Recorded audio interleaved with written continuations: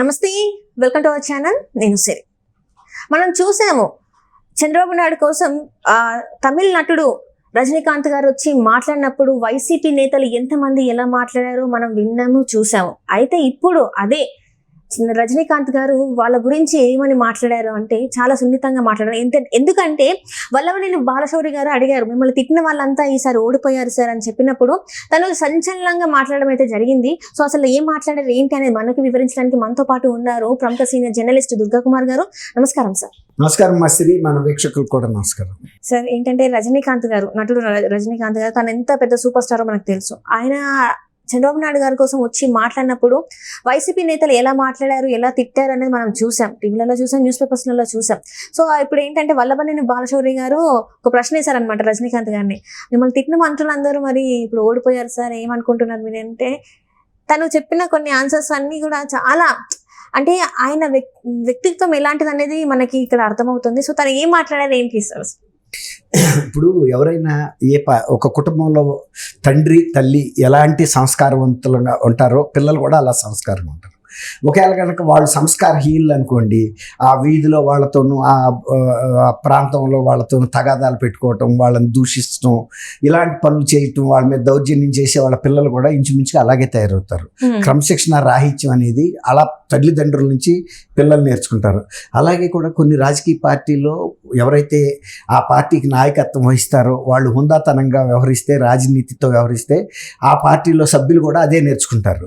అలా కాకుండా ఆ పార్టీ నాయకుడే ఒక రౌడీ అనుకోండి, ఒక దుష్కార్యాలు చేసే వ్యక్తి, ప్రతి వాళ్ళని వేధించే వ్యక్తి అయితే ఆ పార్టీలో ఉండేవాళ్ళు కూడా ఆ సంస్కారం కలిగిన వాళ్ళే ఆ పార్టీలో చేరతారు. ఎందుకంటే వాళ్ళ ఆటలన్నీ అక్కడ బాగా సాగుతాయి. ఆయన ఒకటి 10 మందిని కొడితే వీళ్ళు ఒక 50 మందిని కొడతా ఉంటారు. స్థలాలు ఆక్రమిస్తే వీళ్ళు ఆక్రమిస్తారు. అలాగనమాట. తర్వాత ఈ దొంగ నోట్ల వ్యాపారం చేస్తారు, లేకపోతే బ్లాక్ మార్కెటింగ్ చేస్తారు, స్మగ్లింగ్ చేస్తారు, భూ కబ్జాలు చేస్తారు. అట్లా కొన్ని పార్టీకి కొన్ని కల్చర్స్ ఉంటాయి. కొన్ని పార్టీలు ఒప్పుకోవు. ఎట్టి పరిస్థితుల్లోనూ మనం దెబ్బతిన్నా సరే, మనం దాడులకు గురైనా సరే ఓర్పు పట్టమని. ఇప్పుడు గాంధీ గారు ఆ రోజున ఏం చెప్పాడు, ఒక చెంప మీద కొడితే రెండో చెంప చూపించమన్నాడు. అట్లాగే పార్టీలు ఒక్కోసారి వాళ్ళ కార్యకర్తల మీద దౌర్జన్యాలు జరిగినా కూడా ఓర్చుకున్నప్పుడే ప్రజలు కూడా అట్లాంటి పార్టీని జాగ్రత్తగా చూస్తారు, వాటిని ప్రోత్సహిస్తారు. అంటే అటువంటి పార్టీని అంటే వాళ్ళ మద్దతు ఇస్తారు. అంతేగాని ఇతర పార్టీల మీద దౌర్జన్యాలు చేసి ప్రజల మీద దౌర్జన్యం చేసే పార్టీలని, మొన్న వైఎస్ఆర్సీపీ పార్టీ 151 ఓట్ల నుంచి 11 సీట్లు పడిపోయింది, 151 సీట్ల నుంచి. అది ఎందువల్ల జరిగింది? వాళ్ళు ప్రజలతో ఎలా మమేకం అవ్వాలి, ప్రజలతో కలిసి బతకటం కాదు, ప్రజల్ని పీడించి బతకటం నేర్చుకున్నారు. అట్లా అనమాట. అప్పుడు అసలు యాక్చువల్గా రజనీకాంత్ గారు విజయవాడ వచ్చిన మాట వాస్తవం. ఆయన ఎందుకు వచ్చారంటే ఎన్టీ రామారావు గారి 100వ జయంతి ఉత్సవాల్లో పాల్గొనడానికి 2 ఏళ్ల క్రితం, ఆల్మోస్ట్ 2 ఏళ్ళు అవుతుంది, వచ్చారు. వచ్చినప్పుడు ఎన్టీ రామారావు గారు గురించి మాట్లాడుతూ ఆయన ఒక లిజెండ్, భారతదేశ చరిత్రలోనే అలాంటి నటుడు అరుదు, చాలా గొప్ప వ్యక్తి అని చెప్పి ఏదో ఆయన గురించి ప్రశంసలు చెప్పాడు. ఈయన కూడా ఒక లిజెండే కదా, రజనీకాంత్ గారు కూడా. ఆ సందర్భంలో చంద్రబాబు నాయుడు గారు అక్కడ ఉన్నారు కాబట్టి చంద్రబాబు నాయుడు గారి గురించి నేను అనేక మంది జాతీయ స్థాయి నాయకుల దగ్గర చాలా గొప్ప ప్రశంసలు విన్నాను.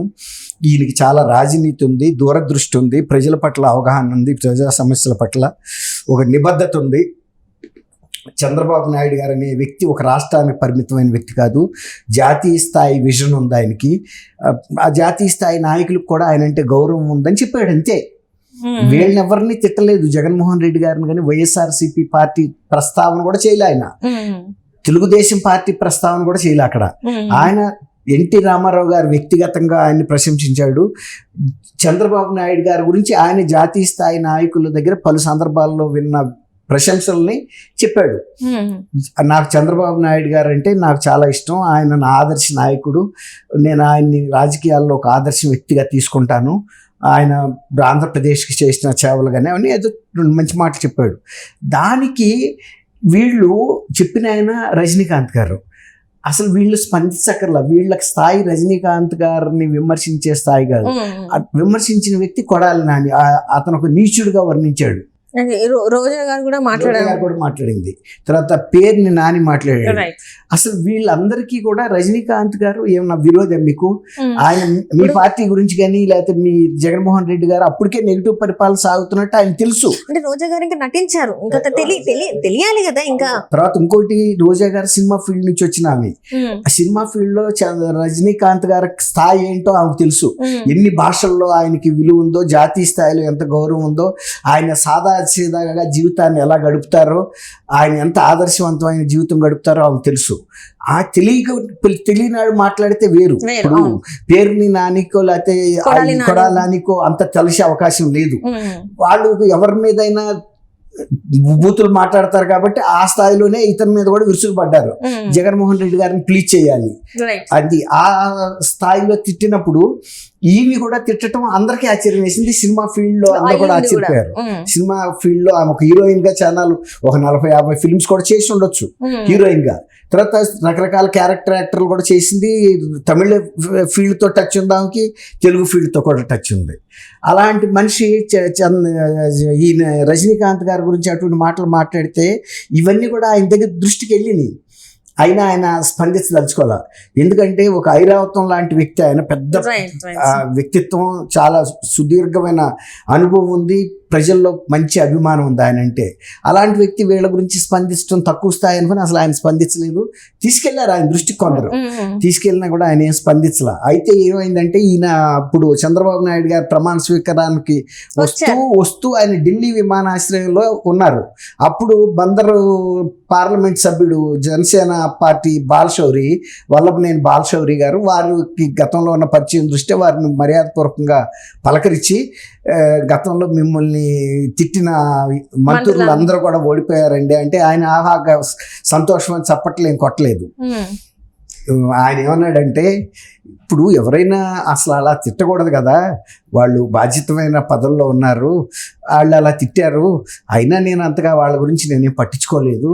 మనకు నచ్చింది మాట్లాడతాం, అది వినడం వినకపోవడం వాళ్ళ ఇష్టం అని కూడా. ఎవరు అవును, ఇప్పుడు నాకు నచ్చింది నేను మాట్లాడాను, వాళ్ళకి స్థాయిలో వాళ్ళు నన్ను తిట్టారు, అయినా నేను పట్టించుకోలేదు. ఇప్పుడు మీరు చెప్తున్నారు కదా ఓడిపోయారని, ఎవరైనా కొంత మర్యాదపూర్వకంగా ప్రవర్తిస్తాం అనేది నేర్చుకోవాలి అన్నట్టుగా బ్రాడ్ లైన్స్ లో మాట్లాడాడు తప్ప వీళ్ళంతా ఓడిపోయినందుకు సంతోషం వ్యక్తం చేయటం కానీ, హర్షం వ్యక్తం చేయటం కానీ, వాళ్ళకి శాస్తి జరిగిందని కానీ ఇలాంటి మాటలు ఏది కూడా ఆయన అనలేదు. ఎందుకంటే ఆయన ఆలోచన విధానం, ఆయన ఆధ్యాత్మికమైన మనిషి కూడా. తిడితే తిట్టారు, ఏముంది, వాళ్ళకు కూడా వాక్ స్వాతంత్రం ఉంది, దుర్వినియోగం చేసుకున్నారు అన్న దృక్పథంతోనే ఆయన మాట్లాడాడు. అది నేనేమి తప్పు మాట్లాడలేదు ఆ సభలో, వీళ్ళెవరిని నేను ఏం మాట్లాడలేదు, అయినా వాళ్ళు అలా స్పందించారంటే అది వాళ్ళ సంస్కారానికి సంబంధించిన విషయం, మనం పట్టించుకోకర్లేదు. బాలశౌరి గారు ఇంకొక మాట అన్నాడు, మీరు మంచి పని చేశారు బాలశౌరి గారు జనసేనలో చేరి పవన్ కళ్యాణ్ గారి పార్టీలో, పవన్ కళ్యాణ్ గారు కూడా భవిష్యత్తులో ఒక మంచి నాయకుడిగా ఎదిగే అవకాశం ఉంది, మీరు ఒక నిర్ణయం మంచిగా తీసుకున్నారని ఆయన వరకు అభినందించాడు. అది ఆయన హుందాతనం రజనీకాంత్ గారితో ఎప్పుడైనా కూడా. Right sir. అంటే ఇక్కడ చాలా మంది ఏంటంటే ఇట్లా మాట్లాడడం కన్నా మంచి పనుల కోసం మాట్లాడి ఉంటే బాగుండేదా, అభివృద్ధి కోసం మాట్లాడితే బాగుండే కదా. అట్లా ఇప్పుడు సొంత నియోజకవర్గాల్లో అంత చీకొట్టారంటే అతను వెనక ఇప్పుడు అసలు కొడాలి నాని వాళ్ళు వదిలేటట్లేరు ప్రజలు. ఎవరైతే ఆయన భూ ఆక్రమణలకు గురి అయ్యారో, ఆయన చేత అన్యాయాలకి అక్రమాలకు గురయ్యారో, దాడులకు గురి అయ్యారో, వాళ్ళందరూ కూడా తిరుగుబాటుగా చేస్తున్నారు. వీళ్ళందరూ కూడా మూల్యం చెల్లించక తప్పదమ్మా. Right sir, right. Thank you so much. Thank you అమ్మా సిరి, మన వీక్షకులు కూడా.